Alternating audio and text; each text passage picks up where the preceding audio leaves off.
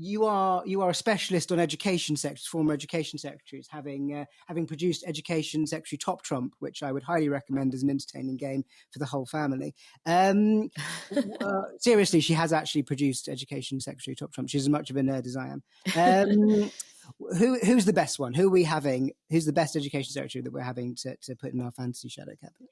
The one I would choose is a guy called George Tomlinson, who was the education secretary between 1948 and 1951.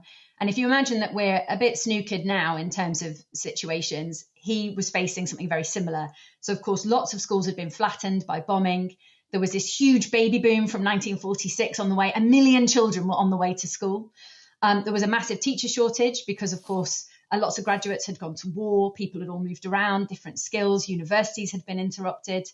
And there was no money. The deficit of the country was also huge. And yet, in and amongst all of this, he did a range of different things. The most extraordinary was he raised the school leaving age from 14 to 15. This was despite the fact there was no money, no buildings, no teachers, and too many kids. And he did it because he hadn't got to go to school.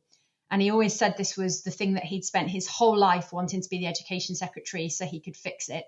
He was not going to let mere pragmatism get in the way of what was going on. And he did all kinds of things. He brought in the emergency teacher scheme. He literally opened school halls, said, anybody wants to be a teacher, turn up. We will find a way to make you a teacher. The unions hated it. He still did it.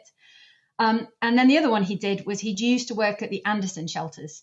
And so he used the guys who'd been building the Anderson shelters to come and start rebuilding the schools. So a lot of the problems we have today with things like the construction of our schools is because they sort of threw up these metal and concrete and glass buildings that were only supposed to last about 25 years.